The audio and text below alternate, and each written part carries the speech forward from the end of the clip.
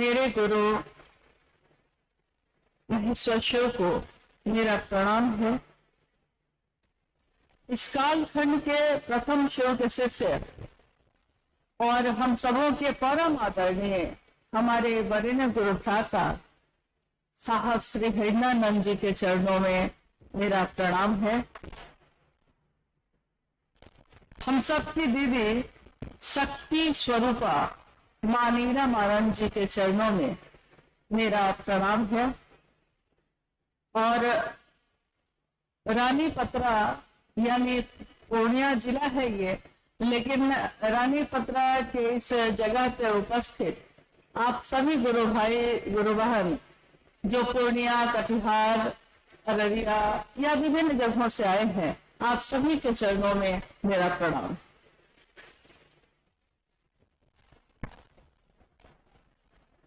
हम सबका सौभाग्य है कि इस धरती पे आने का मौका मिला जहां हमारे साहब अनगिनत बार आए और यहां आकर उन्हें अच्छा लगा। ये भी हम सबका सौभाग्य ही है, क्योंकि उनका अच्छा लगना हम सबके लिए कल्याणकारी होता है, शुभ होता है। रानी पत्रा में जैसा अभी गुरु भाई लोग बता रहे थे, पहली बार शिव गुरु महोत्सव में जब साहब आए थे 1996 में,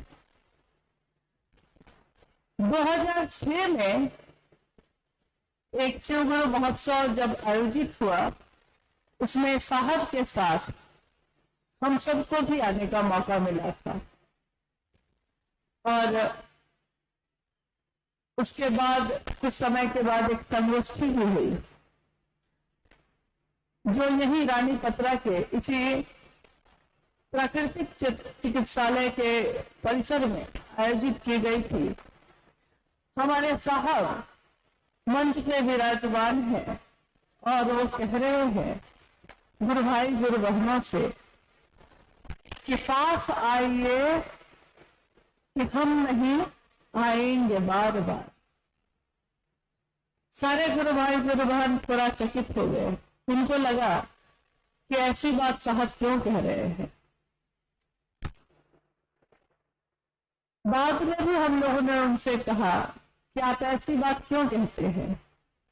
शरीर से आया है कोई, एक दिन शरीर तो जाएगा, लेकिन आप चाहे शरीर में रहिए या न रहिए, आप हमारे पास जरूर रहिएगा और हम आपके पास रहें ये दया जरूर करिएगा, क्योंकि आपके बिना शिव के शिष्यों का जीवन वैसे ही है कि जैसे फूल है लेकिन सुगंध नहीं है, शरीर है उसमें प्राण नहीं है, शिव की शिष्यता है और उसमें साहब हरिनानंद जी नहीं है, तब तो शिव की शिष्यता कैसी हो।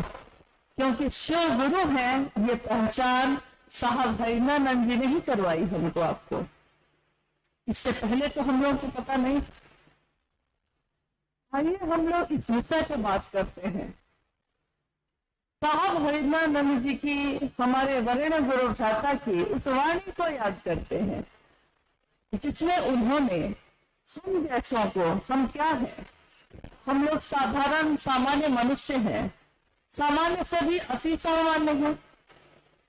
जीवन को जीने के लिए रोज सोचते हैं, घर को चलाने के लिए रोज कमाते हैं, खेतों में खटते हैं, भविष्य की योजना बनाते हैं, सोचते हैं सुखी होना, दुखी हो जाते हैं, सोचते हैं स्वस्थ होना, हॉस्पिटल पहुंच जाते हैं।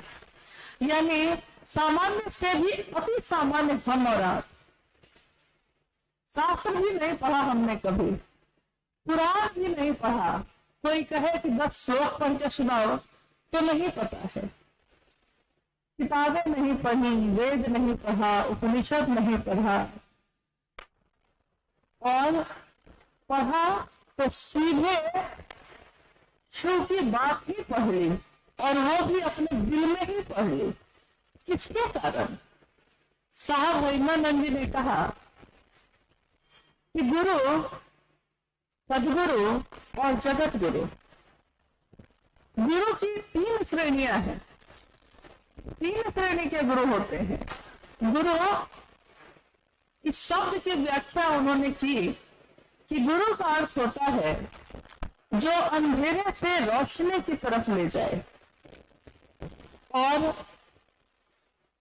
अंधेरा तो है ही, हर जगह है, शाश्वत है। हम लाख रोशनी कर ले, हम लाख बल्ब और ट्यूब जला लें, लेकिन जैसे ही वो बुझता है अंधेरा फिर से है। यानी अंधेरा तो है इस जगत में, मानसिक तल पर भी और आध्यात्मिक तल पर भी अंधेरा तो है ही। उस अंधेरे में गुरु रोशनी लाते हैं, उजाला भर देते हैं। मन उजियारा जब जब छाए, जग उजियारा होए। मन में जब जब उजियारा छाता है, ये जग भी रोशन होता है, जग में भी उजियारा छाता है। और गुरु के लिए उन्होंने कहा कि गुरु अपने शिष्य को, कोई गुरु अपने शिष्य को अपने दर्शन से, अपनी वाणी से, अपने स्पर्श से, साधना और जप से ईश्वर की तरफ ले जाने का काम करता है। हम चाहे अति सामान्य लोग गुरु की खोज भी करते हैं तो सही गुरु नहीं मिल पाता, और अगर मिलता भी है तो उस तक पहुंचना बड़ा कठिन है, पहुंच नहीं पाते। यानी सामान्यतः गुरु की वाणी से भी वंचित हो जाते हैं, स्पर्श से भी वंचित हो जाते हैं, दर्शन भी बहुत दूर से ही कर पाते हैं। साधना और जप होता नहीं हमसे। साधना यानी ईश्वर के प्रति मन को एकाग्र करके एक हो जाना, मन को एक कर लेना। जैसे ही बैठते हैं पूजा घर में या कहीं भी, मन को चाहते हैं कि एकाग्र करें, लेकिन मन जाता है बाजार में, मन जाता है रिश्तों पे, मन जाता है सुख और दुख पे, मन टिकता ही नहीं, साधना भी नहीं हो पाती। जब गुरु का नाम जप हो जाए या मंत्र का जप हो जाए, वो भी नहीं हो पाता। माला लेकर बैठते तो है, लेकिन नींद आ जाती है, माला हाथ से छूट जाती है, या मन भटक जाता है, माला पे भी जप नहीं हो पाता। अब सदगुरु श्रेणी के गुरु हैं। सदगुरु श्रेणी में साहब ने इसकी व्याख्या की, सदगुरु अपनी दया से आपको शिव से मिलवा सकते हैं। वो मात्र अपनी दया से मिलवा सकते हैं, लेकिन एक शर्त होती है उसमें। विशेष शर्तों के अधीन आए हुए लोगों को ही वो ऐसा कर सकते हैं, ईश्वर से मिलवा सकते हैं। कौन है ये? विशेष शर्त का अर्थ होता है कि सदगुरु तो हो गए हैं, लेकिन उनकी शरीर में है तो पसंद और नापसंद है। किसी को ब्रह्मचारी बन के आना पड़ता है, यानी गृहस्थ आश्रम को छोड़ के आना होगा, मांसाहार का त्याग करना होगा, प्याज लहसुन नहीं खाना होगा, किस जाति के हैं, किस धर्म के हैं, किस कुल के हैं, किस वंश के हैं, इन बातों का भी ध्यान उसमें आ जाता है। यानी पूरी तरह मुक्त तो सदगुरु भी नहीं हो पाते, लेकिन वो अपनी दया से अगर उनके इन शर्तों के घेरे में लोग आते हैं तो उनको वो ईश्वर से मिलवा सकते हैं। सदगुरु की व्याख्या जो साहब ने कही है वो ये है। अब आते हैं जो हमारे आपके गुरु हैं, जगत गुरु शिव। जगत गुरु शिव यानी कि वो महादेव जो ईश्वर के रूप में पूजित है, आज से नहीं, जब से ये सृष्टि है तब से। काल बदलता है, सदियां बदलती हैं, शिव का रूप कभी नहीं बदला। काल बदला, सदियां गुजरी, वक्त बदला, सृष्टि का पल प्रतिपल बदल रहा है, लेकिन शिव की सुंदरता उतनी है, शिव उतने ही सत्य हैं। जब उस समय थे वही आज भी है। जगत गुरु के रूप में शिव का शिष्य कैसे बना जा सकता है? क्योंकि अभी अभी मैंने आपको बताया कि गुरु के लिए भी कुछ पात्रता चाहिए, सदगुरु के पास जाने के लिए भी कुछ पात्रता चाहिए। तो जब सामान्य और मनुष्य में यानी शरीरधारी रूप में रहते हुए गुरु पात्रता खोजते हैं, योग्यता खोजते हैं। तो हम तो बात कर रहे हैं अब जगत गुरु की, गुरुओं के गुरु की, सदगुरुओं के गुरु की, यानी महागुरु महादेव खुद, विश्व गुरु महादेव स्वयं। तो एक साधारण इंसान सोचता है कि महादेव मेरे गुरु होंगे तो महादेव क्या क्या पात्रता खोजेंगे और हमको आपको आता क्या है, तो हम उनके शिष्य बनेंगे कैसे। साहब ने कहा कि जब जगत गुरु शिव खुद गुरु होते हैं और कोई मानव अपने मन में, कोई जीव अपने मन में सिर्फ ये विचार रखता है कि शिव मेरे गुरु होंगे, उस शिव को, उस मानव के अभ्युदय का भार लेना ही पड़ता है, उनको गुरु बनना ही पड़ेगा।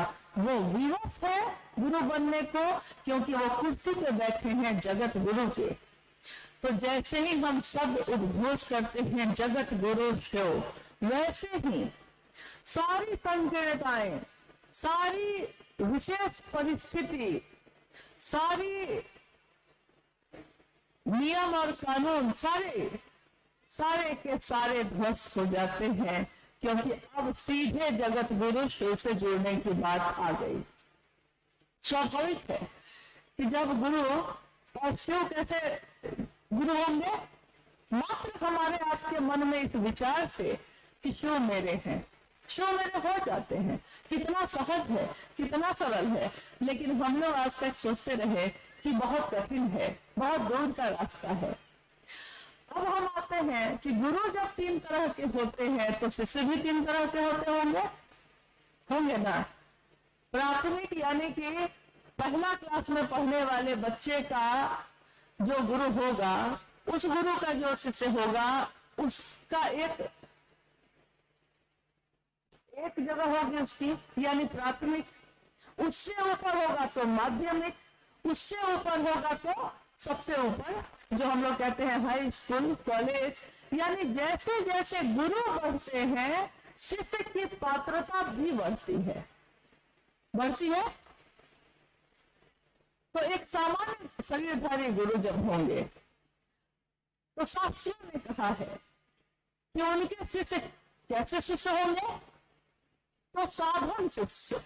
साधन यानी कि मैंने अभी कहा कि साधन और जप से, वाणी स्पर्श और दर्शन से जो ईश्वर की तरफ ले जाते हैं, उनके शिष्यों की श्रेणी होगी साधन सिद्ध, यानी साधन के द्वारा, साधना के द्वारा कर्म करके, क्रिया करके ईश्वर की तरफ जा सकते हैं। जब हम कहते हैं सदगुरु, उनके शिष्यों की श्रेणी क्या होगी, तो साहब ने कहा कि कृपा सिद्ध, यानी वो अपनी कृपा से अपने शिष्य को शिव की तरफ उन्मुख कर लेते हैं, दया कर देते हैं, कृपा कर देते हैं। लेकिन जब जगत गुरु शिव की बात होती है तो उनके शिष्यों की श्रेणी होती है नित्य सिद्ध। इसकी व्याख्या साहब ने की।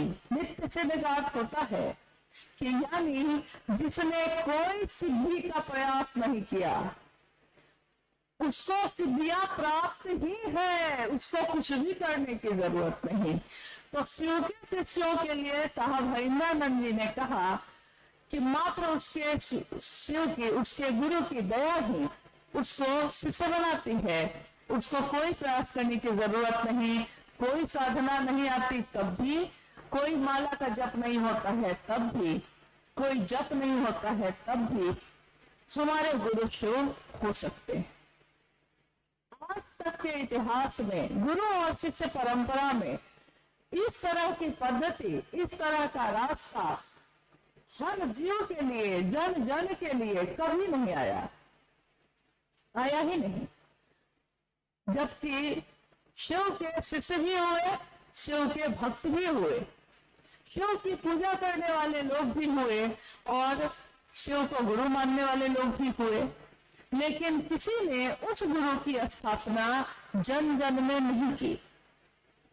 और एक दिन इस कालखंड में एक बालक का जन्म हुआ जिस बालक का नाम दुनिया ने रखा हरिंद्रानंद, और दुबले पतले सामान्य दिखने वाले व्यक्ति जिनका नाम हरिंद्रानंद है, जैसे जैसे बालक से बड़े होते गए, क्षमता विकसित होती गई, योग्यता बनती ही चली गई। इसके लिए उन्होंने कोई प्रयास नहीं किया, इसके लिए कुछ भी नहीं किया। और एक दिन सन 1974 में उनके मन में ये विचार सीधा प्रवेश कर गया। देखिए, जब जगत गुरु की बात होती है तो रास्ते में कोई श्रेणी नहीं आती, कोई नियम और बंधन नहीं आते, कुछ भी नहीं आता। वो सीधे पात्र जो होता है उसके मन में प्रवेश कर जाते हैं। और मन में प्रवेश तो किया उन्होंने, लेकिन किसके?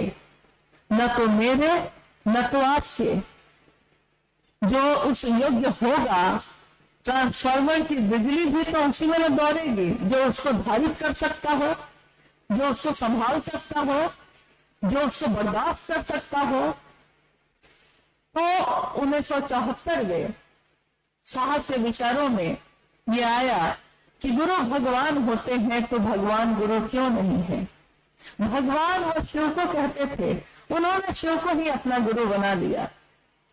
और उनके जीवन की यात्रा, ये आध्यात्मिक यात्रा शिव के शिष्य की ऐसी प्रारंभ हुई जैसे इस बार की यात्रा में हम लोगों ने जिन जिन जगह को देखा है, हम सब के सर झुक जाते हैं उस जगह को देखने के बाद। लगता है कि इतने वर्ष पूर्व हमारे साहब और मां नीलम आनंद कितनी कोमल रही है। वो एक चीरा भी काट ले तो जिसके बदन पे सूजन आ जाती है, वो गढ़वारी के शमशान भूमि में जमीन पे बैठकर अपने साहब के साथ शिव गुरु महोत्सव में शामिल हुई, 13 लोगों के साथ। जहां जाने का रास्ता भी नहीं, कोई सवारी नहीं, पैदल पैदल ही साहब स्टेशन से उतरकर उस स्थान तक जाते थे। मां नीलम आनंद और उनके साथ के लोग जाते थे। और धीरे धीरे ये शिव की शिष्यता व्यापक होती चली गई, बढ़ती चली गई। लेकिन इस व्यापक होने में अभी थोड़ी देर पहले भाई सोमेंद्र जी एक विषय पे बोल रहे थे। शिव की शिष्यता में साहब और दीदी की क्या भूमिका है इस विषय पे सोचिए। हम और आप तो तब भी गाड़ी से आ जाते हैं, आज है, उस दिन वो भी नहीं था। और क्या खाए होंगे वो, कहाँ बैठे होंगे वो, कैसे चले होंगे वो। आज सांझ की आवाज पूरी दुनिया सुन रही है, पूरी दुनिया उनके दिल की आवाज से, उनके दिल की आवाज की गूंज से आप्लावित है। हम सोचते हैं हमारे गुरु शिव है, ये बात गूंज रही है फिजाओं में। लेकिन साज से जो आवाज निकली उसको सबने सुना। साज पे जो बीती है उसको किसने सुना। साज से मधुर आवाज निकल सके, इसके लिए उस साज ने अपने ऊपर पीड़ा सही है, दुख सहा है, दुनिया की चोटें खाई है और दुनिया को उन्होंने अमृत दिया। शिव की शिष्यता का अमृत बांटा, जो जीवन दे रहा है आज असंख्य लोगों को। धीरे धीरे बिहार के विभिन्न जिलों से शिव शिष्यता व्यापक होते हुई इस पूर्णिया और कटिहार जिले में भी आई। उस समय यहाँ जो गुरु भाई हैं आशीष जी, उनके पिताजी डॉक्टर साहब के बहुत प्रिय रहे और बहुत अनुशासन प्रिय व्यक्ति वो खुद भी रहे। उन्होंने एक अहम भूमिका निभाई। हर व्यक्ति जो उस समय खड़ा था जब साहब के पास कोई नहीं था। आज हम लोग इतने लोग हैं कि कहीं भी बैठते हैं तो भीड़ हो जाती है, लेकिन उस दिन हमारे साहब और दीदी माँ के साथ कोई नहीं था। बस चंद लोगों के साथ उन्होंने ये यात्रा शुरू की। वो कहते हैं साहब कि अकेला ही चला था, लेकिन लोग मिलते गए, कारवां बनता गया। अकेले ही चले थे वो, कुछ लोग मिलते गए, उन सभी के प्रयास से कारवां बनता गया। लेकिन साहब ने हमेशा कहा कि जो व्यक्ति कृतज्ञ होता है वो आध्यात्मिक नहीं हो सकता। किसी ने उस समय आपको पानी पिलाया है, जब आपके पास पानी है तब उस पानी की कोई अहमियत नहीं होती, लेकिन किसी ने उस समय पानी पिलाया है जब मरुस्थल में भटक गए हैं हम, चारों तरफ रेत ही रेत है, बालू ही बालू है और कहीं पानी की एक बूंद भी नहीं है। उस समय अगर कोई एक घूंट पानी भी पिलाता है तो आप अपने जीवन में तो उसको नहीं भूलिएगा। शिव की शिष्यता की ये आध्यात्मिक यात्रा साहब की इस जगत में शुरू हुई। कुछ लोगों ने उनका साथ दिया। आज वो सारे लोग, कुछ साल बीत गए ना, वो सारे लोग वृद्ध हो गए हैं, बूढ़े हो गए हैं, शरीर अब अवस्थ हो गया है, चल नहीं पाता होगा, लेकिन मन से वो आज भी उतने ही सजग शिष्य से हैं। और साहब ने एक बार रांची में एक कार्यक्रम का आयोजन किया कि आओ करें बुजुर्गों का सम्मान। उस आयोजन में उन्होंने 2 पंक्ति लिख के वहां पोस्टर में लगवाया था और उसी में उन्होंने कहा था कि पांव सूखे हुए पत्तों पर अदब से रखना। ये सूखे हुए पत्ते जो फैले रहते हैं ना, हम लोग जब चलते हैं उस पे तो रौंद के निकल जाते हैं, सोचते हैं कि सूखे हुए पत्ते ही तो हैं ये, लेकिन हमारे साहब की दृष्टि देखिए, वो कहते हैं पांव सूखे हुए पत्तों पर अदब से रखना। धूप में मांगी थी तुमने पनाह इनसे कभी, धूप की चारों तरफ तो इसी पत्तों के नीचे आकर तुमने छाया मांगी थी, पनाह मांगा था। आज उसका जीवन खत्म हो रहा है, सूख कर गिर गया है, तो उसको अपने पैरों से मत रौंदना, अदब से रखना अपने पांव को, अगर रखते भी हो तो, क्योंकि इन लोगों ने उस समय महादेव का काम किया जब कोई साहब का साथ देने के लिए नहीं था। अगर नींव की पत्थर मजबूत नहीं होती, अगर कोई इमारत बनती है और नींव उसकी कमजोर होती है तो घर भी कमजोर ही बनता है। वो सदानंदपुर आपके पूर्णिया से ज्यादा दूर नहीं है, बेगूसराय की धरती है वो। सदानंदपुर में मंच पे अष्टमी का दिन था, मंच पे साहब खुद विराजमान है, मां नीलमानंद उनके साथ बैठी हैं। अष्टमी का दिन है, नव दुर्गा की पूजा चल रही है। साहब ने यही कह के उस संगोष्ठी को रखा था कि उन्होंने कहा था, क्या लोग अब भी ये समझते हैं कि शिव और भगवती अलग अलग हैं? जो ये समझते होंगे वो नहीं आएंगे, लेकिन जिसने ये रहस्य जान लिया होगा कि सारी शक्तियों के प्रकटीकरण जहां से होता है वो शिव है। अगर शिव मिल गया तो सारी शक्तियां मिलती हैं, शिव मिल गया, राजा मिल गया तो उसके राज्य का सब कुछ हम लोग का होता है। तो साहब ने ये संगोष्ठी उस दिन रखी थी। उस संगोष्ठी में साहब ने कहा कि मैंने तो सोचा था कि शायद पूजा करते हुए आप अपने घर से आएंगे नहीं, लेकिन तब भी आप अपने शिव के लिए आए। और उस मंच से उन्होंने वहां उपस्थित सभी गुरु भाई गुरु बहनों को एक आशीर्वाद दिया, ये कह के दिया कि मैं शिव का शिष्य हरिंद्रानंद अनाधिकार ये आशीर्वाद देता हूं कि आज यहाँ जो भी उपस्थित हैं उन सब के मन में अपने जीवन के कष्ट या कोई कामनाएं उनके मन में जो होंगी, इस क्षण में जो भी कामना, कुछ भी कोई भी कामना वो करेंगे वो पूरी होगी, पूर्ण होगी। और बाद के समय में जब उस दिन उपस्थित लोगों से बाद में लोग मिले तो सबने एक दूसरे से पूछा कि भाई उस दिन तुमने क्या मांगा था? और उसने अपनी बात कही, अपनी अनुभूति कही। सबने कहा कि मैंने जो मांगा मुझको मिला, और ऐसे मिला कि मुझको भी विश्वास नहीं है कि मिला कैसे ये।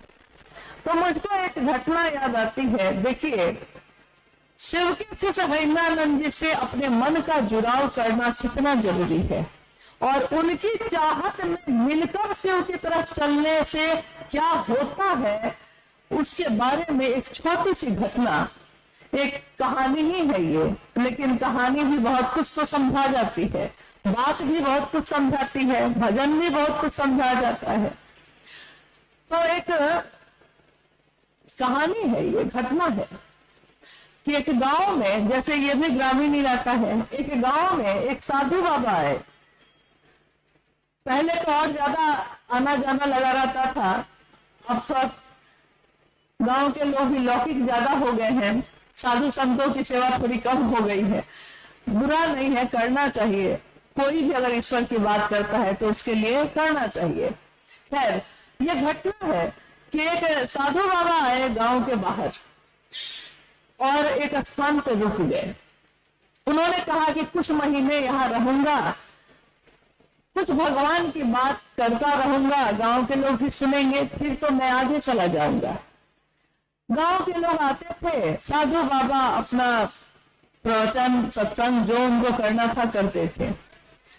गांव की एक महिला ने सोचा कि साधु बाबा भोजन कैसे करेंगे, तो उस महिला ने खुद ही बिना साधु बाबा के कहे हुए खुद ही सोच लिया कि मैं उनके लिए भोजन लेकर जाऊंगी, रोज भोजन लेकर जाऊंगी रोज। और वो जाने लगी, सुबह का रात का भोजन लेके जाती, पहुंचाती, साधु बाबा खा लेते, लौट आती।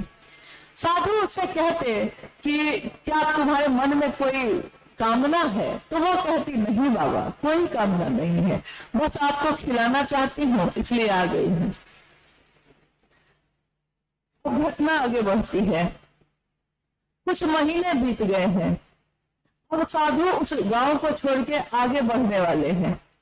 वो साधु उस महिला से कहते हैं कि बहन, तुमने बड़ी सेवा की, मुझ भूखे को भोजन कराया, मुझको सोचना नहीं पड़ा, भिक्षा नहीं मांगनी पड़ी, तुमने खुद ही भोजन करा दिया है, बहुत कुछ किया है तुमने। मेरी भी एक इच्छा है, कुछ भी जो तुम्हारे मन में है मांगो, मैं उसको जरूर दूंगा। उस महिला ने बार बार कहा कि बाबा, मैंने आपसे कुछ मांगने के लिए आपको भोजन नहीं कराया है, आप क्यों चिंता करते हैं, आप जाइए अच्छे से, खुशी खुशी जाइए, फिर कभी लौट के आइएगा। लेकिन उस साधु को जिद हो गया कि नहीं, कुछ भी तो तुमको देना है, हमको एहसान है तुम्हारा मेरे ऊपर। तब महिला ने कहा कि ठीक है बाबा, अगर कुछ देना ही चाहते हैं तो एक संतान दे दीजिए, क्योंकि पति पत्नी हैं, हम दो हैं घर में, कितने वर्ष बीत गए हैं विवाह को, लेकिन संतान नहीं हुई, और मन को भी समझा लिया है कि जब नहीं ही होगी तो नहीं होगी, लेकिन आज आपने बार बार कहा है तो मन में फिर से वो चाह पैदा हो गई है। साधु ने कहा कि कल आना बहन। कल होकर वो महिला फिर गई, तो साधु बाबा ने कहा कि बहन, मैं बहुत दुखी हूं कि मैं तुमको संतान नहीं दे पाऊंगा। उस महिला ने पूछा कोई बात नहीं बाबा, आप क्यों दुखी होते हैं, मैं तो मांगना भी नहीं चाहती थी, आप ही बार बार कह रहे थे। साधु ने कहा कि नहीं नहीं, ऐसी बात नहीं है, कल रात में तुम्हारे जाने के बाद मैंने अपने इष्ट से, अपने भगवान से पूछा कि एक बहुत भली महिला है लेकिन उसको संतान नहीं है, क्या मैं दे सकता हूँ। भगवान ने कह दिया है कि उसके भाग्य में नहीं है। भगवान ने कहा कि उसके भाग्य में नहीं है, तो अब मैं क्या कहूँ, भगवान से बाहर तो मैं नहीं हूं ना। उस महिला ने प्रणाम किया साधु को और कहा कि आप सुखी मन से जाइए, मुझको कोई दुख नहीं है, कोई बात नहीं बाबा। लेकिन उस दिन जो वो भोजन लेकर गई थी और लोटा में पानी लेकर गई थी, साधु ने न तो भोजन किया न तो पानी पिया। उसने कहा, साधु जी ने कहा कि मैं तुमको दे नहीं सका हूं, बहुत दुखी हूं, मुझसे तुम्हारा भोजन आज नहीं हो पाएगा। इसलिए लौटा कर ले जाओ, मैं भी अब आगे जाता हूँ। घटना आगे बढ़ती है, साधु चले गए, महिला लौट रही है। इस घटना को साहब ने ही सुनाया था हम लोगों को। महिला लौट रही है, हाथ में उसके रोटी और सब्जी है जो वो साधु के लिए लेकर गई थी, और एक हाथ में लोटा में पानी है। खेत की मेड़ से चलते हुए अपने घर को, गांव को लौट रही है, और दुखी मन से है कि साधु दुखी हो गए। नीचे देखते हुए जा रही है, सामने उसको दिखा ही नहीं कि कोई आ रहा है, और सामने से एक अघोरी आ रहा है। अघोरी तो शिव का भक्त अपने मन में मगन है, मगन होकर चला आ रहा है। महिला अपने दुख में डूबी हुई जा रही है, अघोरी अपने शिव में डूबा हुआ आ रहा है, और दोनों टकरा जाते हैं। मेघ तो पतली होती है खेत की, दोनों टकरा जाते हैं। हाथ की रोटी और सब्जी फेंका जाती है, लोटा भी एक तरफ गिर जाता है, आधा पानी नीचे गिर जाता है, आधा लोटा में है। वो घबरा जाती है, अघोरी से माफी मांगने लगती है, बोलती है बाबा माफ कर दीजिए, मैं अपने दुख में डूबी जा रही थी। अघोरी उसकी बात को सुनता भी नहीं है, उसकी नजर जाती है रोटी पे। वो खुश होकर कहता है आहा हा हा, रोटी है, लाओ लाओ, मैं बहुत दिनों से भूखा हूँ, खा लेता हूँ। रोटी सब्जी खाता है, लोटा को सीधा करता है, पानी भी पी के तृप्त होता है, और उस महिला ने कुछ नहीं कहा है उसको। और साधु तो जा चुके हैं, अघोरी टकरा चुका है, और भोजन करके वो कहता है कि जाओ बहन, तुमने मुझको 4 रोटी खिलाई है, इसलिए तुमको 4 संतान की तुम मां बनोगी।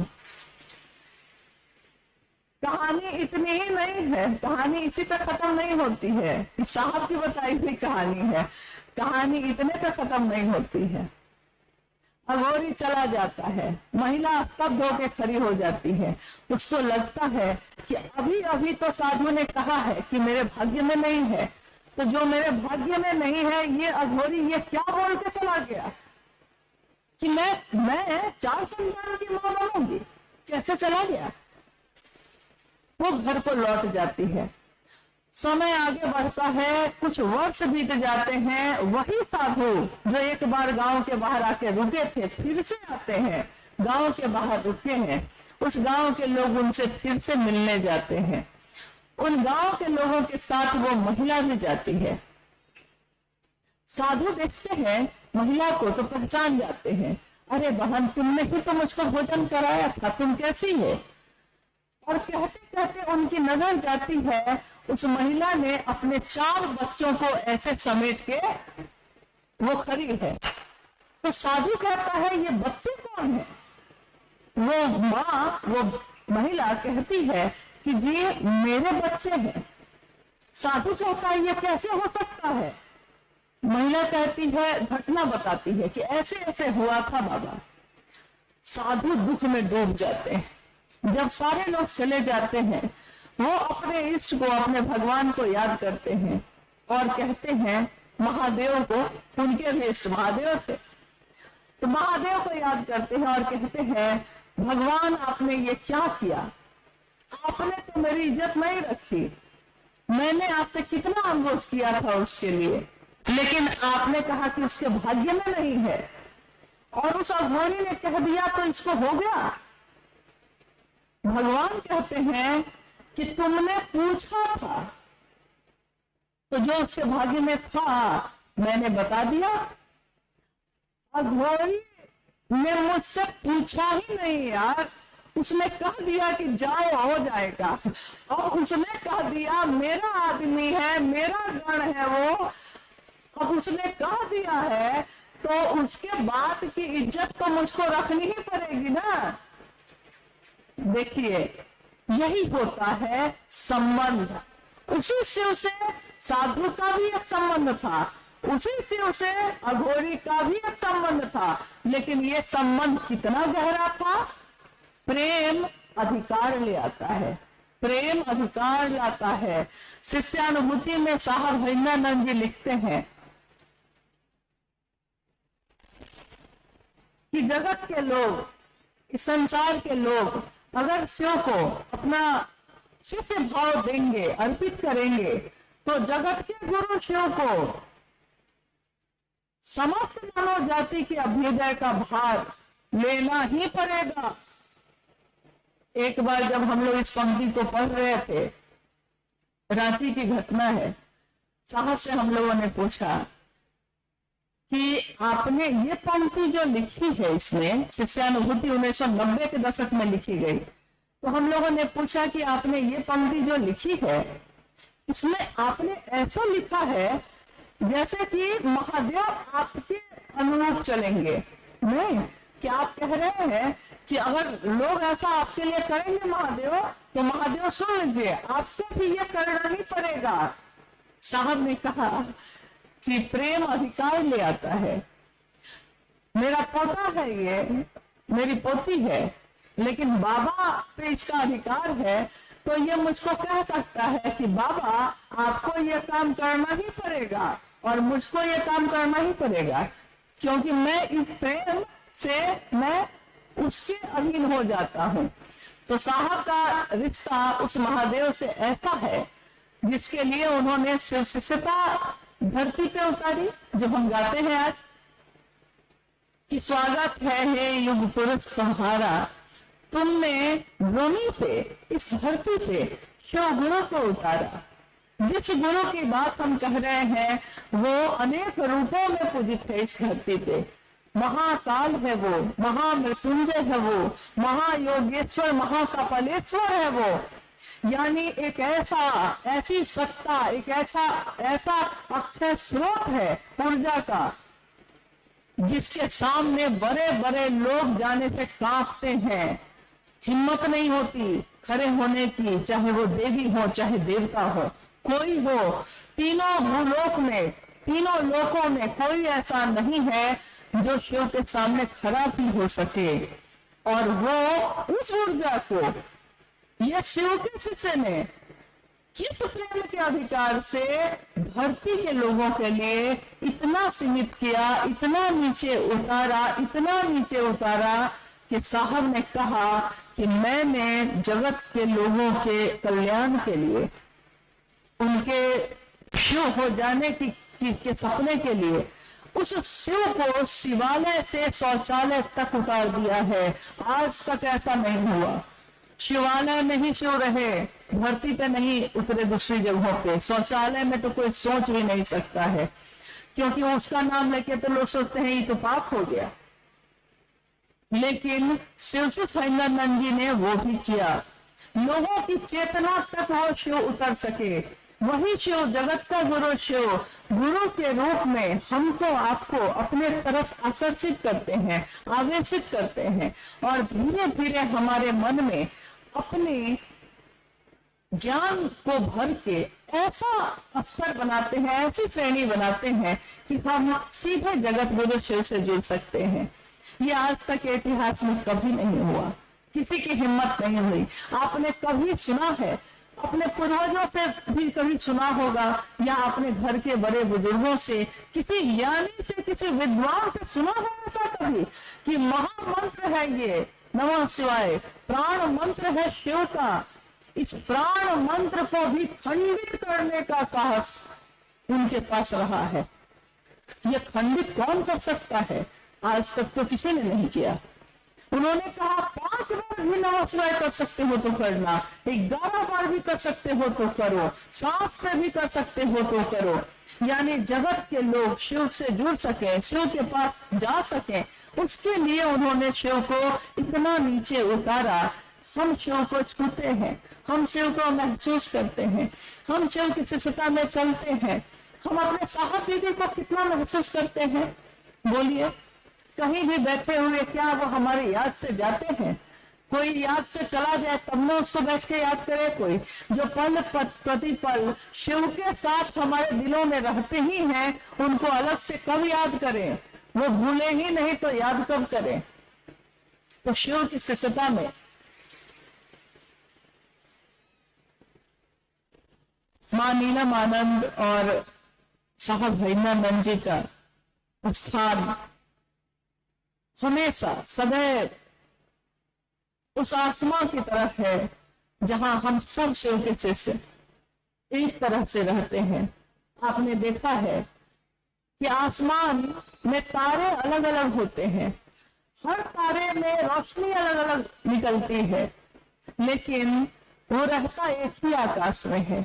हम भी गुरु भाई गुरु बहन है, हम लोग शिव शिष्यों का एक विशाल परिवार साहब दीदी ने बनाया और गुरु भाई गुरु बहनों को कहा कि तुम अगर मुझसे मिले हो तब भी, नहीं मिले हो तब भी, अगर कहीं भी, यहाँ तक उन्होंने कहा कि राजस्थान के मरुस्थल में भी किसी ने अगर शिव को अभी भी अपना गुरु बनाया है, वो मुझसे मिले या ना मिले, शायद इस जन्म में मिल भी पाएगा कि नहीं मिल पाएगा, लेकिन तब भी उसने शिव को अपना माना है तो मेरे कलेजे का टुकड़ा है। किससे ज्यादा साहब और कितना नजदीक हमको आपको लेके आ सकते हैं। उनके कलेजे के टुकड़े हैं हम लोग।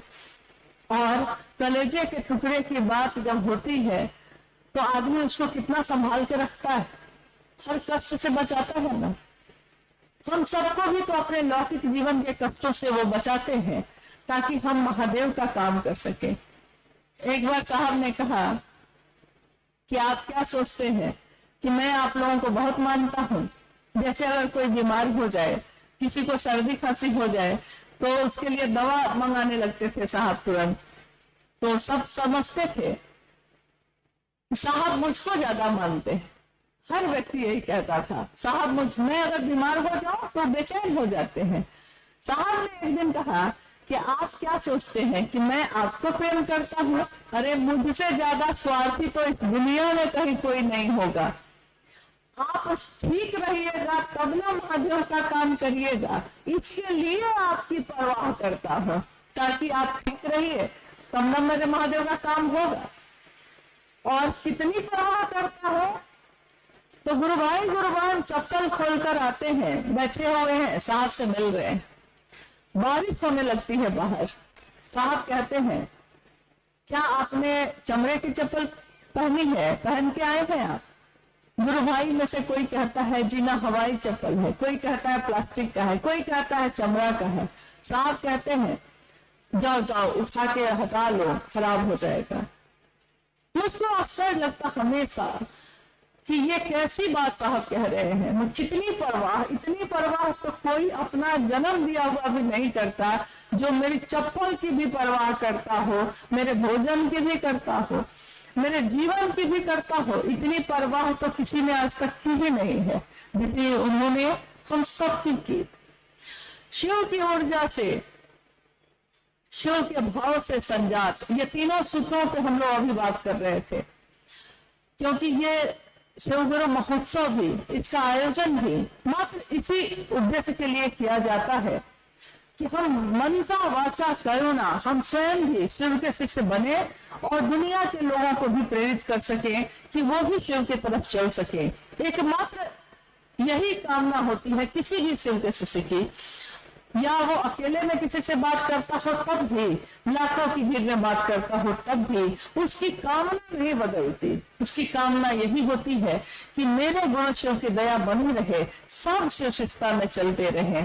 शिव की ऊर्जा जो आज कण कण में उतरी हुई है शिव शिष्टता के रूप में, उस ऊर्जा से मिलने का विज्ञान है तीनों सूत्र। मन ही मन शिव को पुकारने का, हे शिव आप मेरे गुरु हैं, मैं आपका शिष्य हूँ, मुझ शिष्य पर दया करिए। ये मेरे मन को शिव के तरफ आवेशित करता है।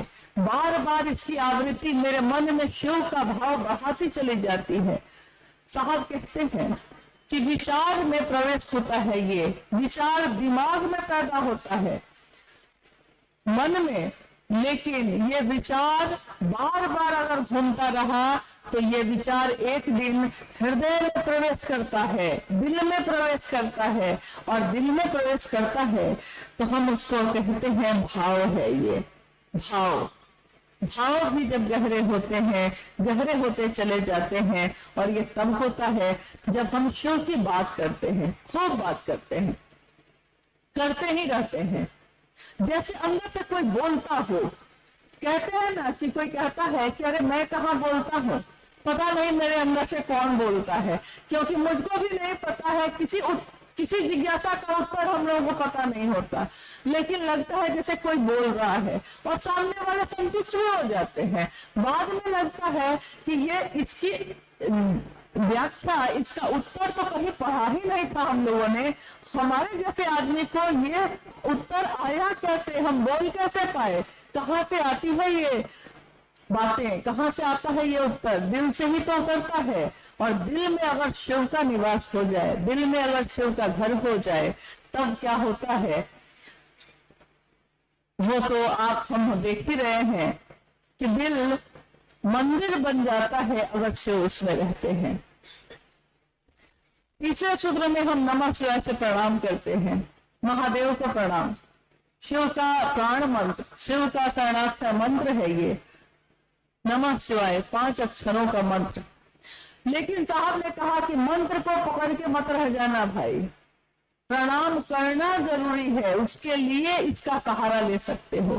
प्रणाम भी तो हमारा मन ही करता है किसी को प्रणाम करना। एक दिन मैंने उनसे पूछा कि आपने जब शिव को गुरु बनाया तब तो तीनों सूत्र नहीं थे, तो आप कहते हैं कि शिव के शिष्यों के लिए तीनों सूत्र जरूरी है ताकि उसका मन शिव की तरफ आवेशित हो, लेकिन आपने जब शिव को गुरु बनाया तो तीनों सूत्र नहीं थे, आपका मन आवेशित हुआ, इतना हुआ जितना तो आज तक किसी का नहीं हुआ बिना तीनों सूत्र के। ये हुआ कैसे? साहब ने कहा कि तीनों सूत्र करके भी वही बनोगे, और अगर शिव का भाव दिल में जगे तो जरा ध्यान हो जाता है। शिव का भाव दिल में जग जाए तो शिव का ध्यान हो जाता है, यानी शिव की दया के आश्रम में हम खड़े हो जाते हैं।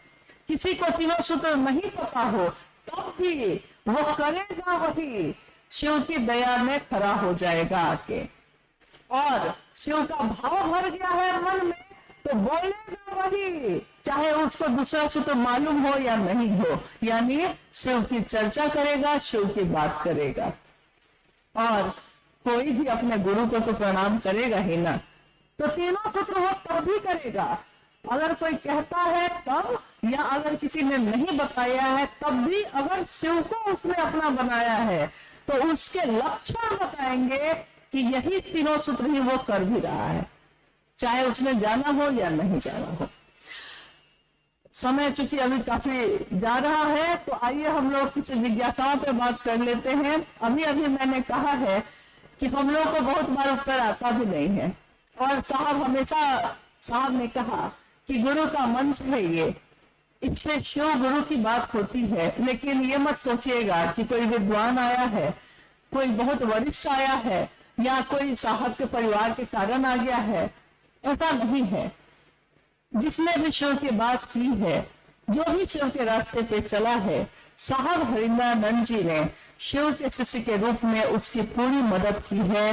बशर्ते दीदी नीलम आनंद जी की आवाज को याद करिए, गुरु कार्य में हम अगर बेईमानी ना करें तो साहब और दीदी की पूरी मदद मिलती है, कोई आपको रोक नहीं सकता। आपके रास्ते प्रशस्त होते चले जाते हैं, आप बढ़ते चले जाते हैं। आइए हम लोग कुछ जिज्ञासाओं पे बात कर लेते हैं।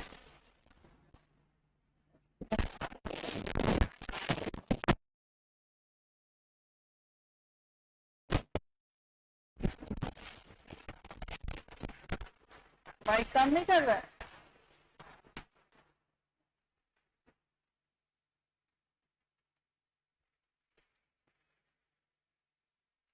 आप बोल दीजिए, हम बता देते हैं।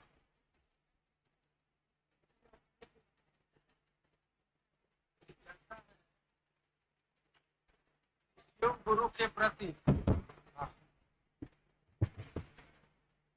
जिज्ञासा है, शिव गुरु के प्रति व्यक्ति का शिष्य भाव प्रगाढ़ होकर स्वभाव हो जाए, यह कैसे होगा? कृपया समझाने की कृपा करें। आशा गुरु बहन ने ये जानना चाहा है। फिर से बोलिएगा, फिर से बोलिए। शिव गुरु के प्रति व्यक्ति का शिष्य भाव प्रगाढ़ होकर स्वभाव हो जाए, यह कैसे होगा? कृपया समझाने की कृपा करें। जिज्ञासा आपने सुनी है। शिव को गुरु मानकर हम में से किसी का भी शिष्य भाव इतना गहरा हो जाए, इतना प्रगाढ़ हो जाए कि वो हमारा स्वभाव बन जाए, ये कैसे होगा? स्वभाव का अर्थ होता है कि जो जन्म से ही जो भाव हमारे अंदर होते हैं, जन्म लेते ही एक बच्चा जब जन्म लेता है उस समय वो किसी का पति होता है? उस समय वो किसी का पति नहीं होता। बच्चा तो अगर जन्म नहीं लिया है, उसको तो पता भी नहीं है, उसको बताना पड़ता है कि ये है पिता, ये है माँ, ये है दादी, ये है दादा, नाना, सारे संबंधों के बारे में उसको बताना पड़ता है। लेकिन पुत्र का भाव उसके मन में जन्म से ही है, तो वो जैसे ही अपने पिता को देखता है, अपनी माँ को देखता है सामने, पुत्र का भाव प्रकट हो जाता है। सामने माता और पिता आए हैं, पुत्र का भाव प्रकट हो गया है। स्वभाव यानी जन्म से उसका है ये। और देखिए उसके जीवन को, किसी बच्चे के जीवन को, जैसे जैसे वो बड़ा होता है वैसे वैसे जिस भाव के संबंध उसके सामने आते हैं उसके अंदर से भी वो भाव प्रकट होने लगता है। भाव था ही, जन्म से ही था, लेकिन प्रकट कब होता है? जब सामने वो संबंध आता है। बच्चा बड़ा हुआ है, लोग कहते हैं कि अब विवाह कर दिया जाए इसका, अमुक लड़की से इसका विवाह तय कर दिया जाता है। अभी उसने लड़की को देखा नहीं है, देखा भी नहीं है, लड़की को मिला भी नहीं है, तस्वीर भी नहीं देखी है, लेकिन सिर्फ पता चला है कि किसी से मेरा विवाह होगा, मैं अब बनूंगा पति और वो बनेगी पत्नी। पति का भाव प्रकट हो गया। था वो जन्म से ही, लेकिन सुसुप्तावस्था में था, सोया हुआ था। जैसे ही पत्नी का भाव आया सामने, पति का भाव प्रकट हो गया। ऐसा ही स्त्री है तो स्त्री के साथ, बेटी है, जैसे ही पति का भाव सामने आया, पत्नी का भाव प्रकट हो गया।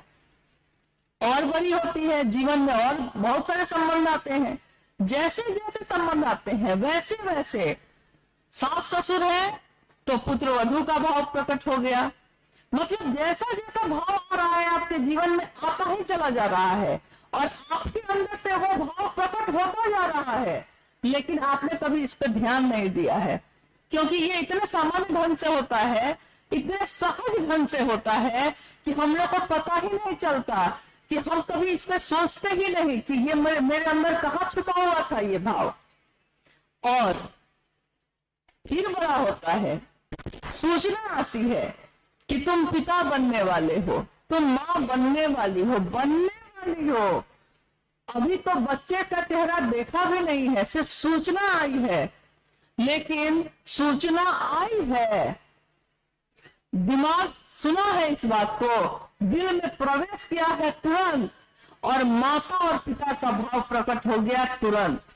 देखिए कितनी तेजी से ये काम हुआ है, तुरंत प्रकट हुआ है। ये माँ बाप का भाव जो मेरे अंदर था, ये कहाँ था? मेरे जन्म से ही था, जन्म जो स्वभाव है ये। लेकिन सामने अगर वो नहीं आता तो ये भाव प्रकट नहीं होता। आया, भाव प्रकट हुआ। साहब ने एक दिन कहा है कि शो मेरे गुरु हैं, तुम्हारे भी हो सकते हैं, तुम्हारे अपने हो सकते हैं, अपने गुरु हो सकते हैं।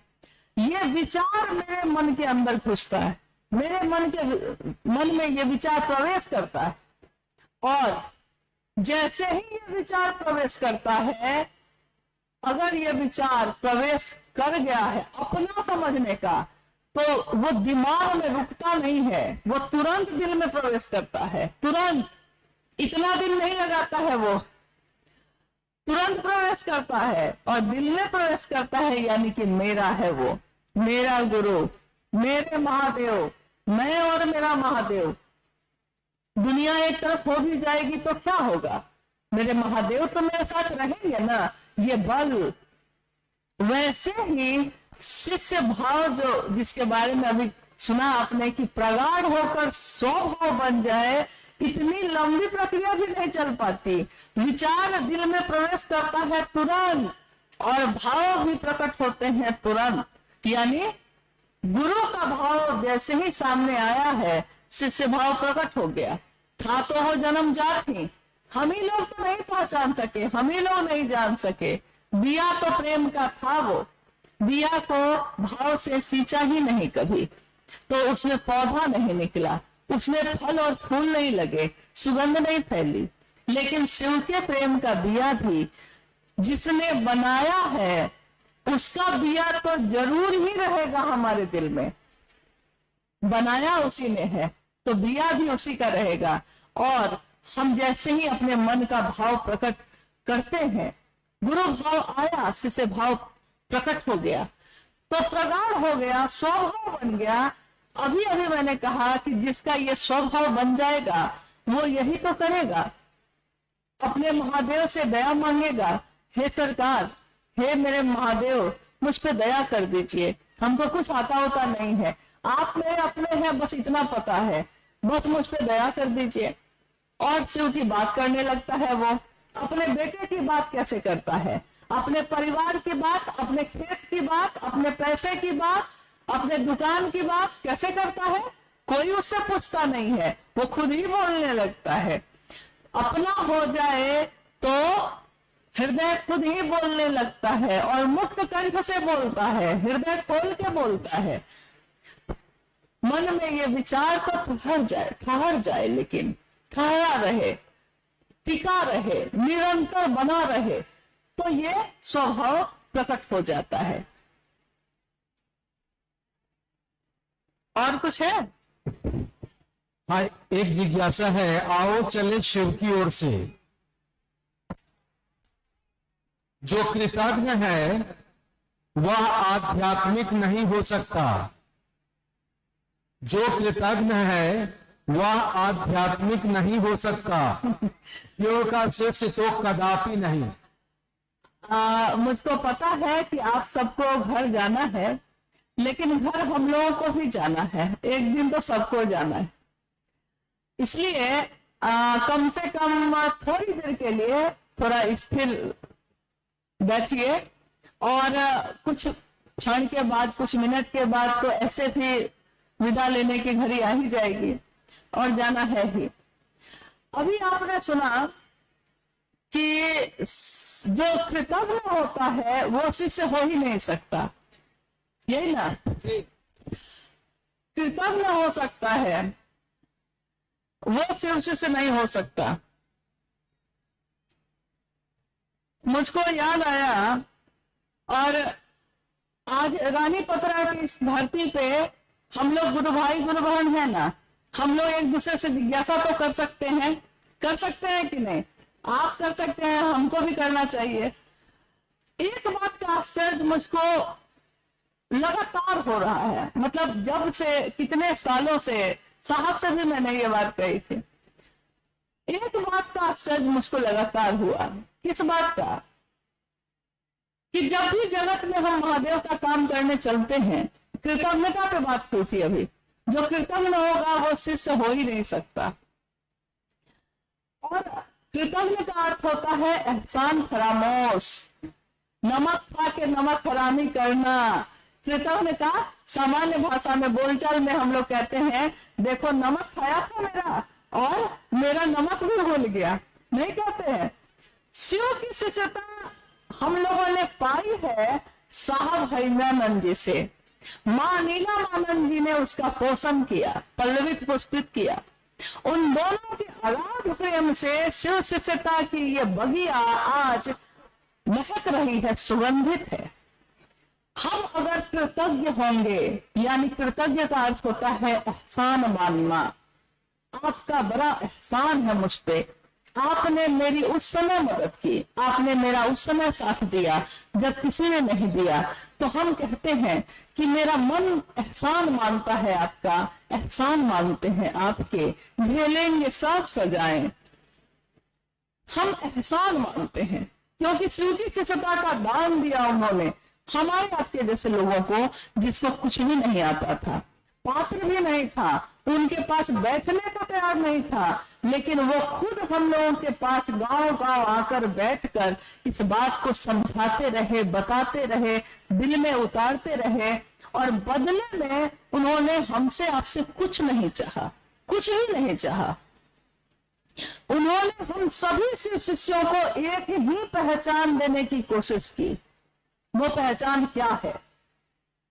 वो पहचान है कि हम कहीं से गुजरे तो दुनिया के लोग देखकर हमको कहे कि शिव के शिष्य जा रहे हैं, शिव का चेला है वो, शिव का शिष्य है वो जो जा रहा है, देखो उसको। उदाहरण पेश करें हम अपने आचरण से, अपनी बोली से, अपने मन से, कि कोई हम लोग को देखे ना तो उसको महादेव के सिवा कुछ याद नहीं आए, देख के कह दे। ऐसा होता है महादेव का चेला। लेकिन दुख की बात यह है, आश्चर्य की बात यह है कि ये बगिया जो साहब ने बनाई और इस परिवार के असंख्य सदस्य आज हैं, अगर मेरे साथ चलने लगे तो कोई कहता है कि बरखा जी का आदमी हो गया, उनके साथ चलने लगे तो कहता है उनका आदमी हो गया। अरे भाई, मुझको आश्चर्य और जिज्ञासा दोनों है इस बात की कि अरे साहब हरिंद्रानंद जी ने जिसके ऊपर शिव शिष्य का ठप्पा लगा दिया, वो किसी और का आदमी कैसे हो सकता है? चाहे वो किसी के साथ रहेगा तब भी वो रहेगा महादेव का ही, और महादेव का जो होगा वो सबके साथ दिखेगा, सबके साथ चलेगा, सबके लिए स्वागत करेगा, सबके लिए पानी लेके खड़ा रहेगा। उसको कोई फर्क नहीं पड़ता कि आप कौन हैं, अपने हैं, पराए हैं, कौन है, वो सबके लिए रहेगा। तो साहब ने जो हम लोगों को पहचान दी है, उससे बड़ी पहचान किसी की नहीं हो सकती। और क्योंकि हम शिव के शिष्य हैं तो हम एक दूसरे के साथ ही तो दिखेंगे। महादेव की बारात निकल रही थी, माँ पार्वती के साथ विवाह होने जा रहा था, और उस बारात में देवी देवता भी थे, राक्षस भी थे, भूत बैताल भी थे, किसी का चेहरा नहीं, किसी का हाथ नहीं, और कोई गहनों से लदा सुंदर भी था, सब तरह के लोग थे। लेकिन सब उस बारात में दिख रहे हैं कि नाच रहे हैं, गा रहे हैं, शिव भाव से संजात प्रगाढ़ शिष्य भाव भी ऐसा ही होता है। उसको कोई फर्क नहीं पड़ता, वो किसी के साथ नाचेगा, गाएगा, किसी के साथ शिव की बात करेगा, किसी के साथ चला जाएगा। सबसे पहले साहब ने कहा कि हमको अपने अहंकार को तो छोड़ना होगा। अहंकार गुरु का भोजन है। हम लोग को कभी ये नहीं सोचना चाहिए कि हम लोगों ने किया है तो ये इस इलाके में हुआ है, तो हमारे अंदर, हमारे जिले में महादेव की बात हो रही है। अरे महादेव का काम तो हवाएं करती हैं। ये तो दया हरिंदर की है कि उन्होंने हम सबको श्रेय दे दिया, हम सबका भी नाम कर दिया। जिसको कोई पूछता नहीं था तेरी बंदगी से पहले, आज सब पूछते हैं। क्यों? क्योंकि महादेव का नाम लेते हैं हम। लेकिन महादेव का नाम तो पहले भी लिया था हमने। कहाँ पूछते थे लोग? जब से साहब हरिंद्र जी की बात को कहने लगे हैं हम लोग, दुनिया चाहने लगी है। क्योंकि जो शिव को चाहेगा वो शिव की बात को चाहेगा, वो शिव की बात करने वाले को चाहेगा, सबको चाहेगा। लेकिन इस कज़ा में, इस शिव शिष्यता की और इस शिव चर्चा की आंधी में हम अपनी शिव शिष्यता को बहा न दें, खो न दें,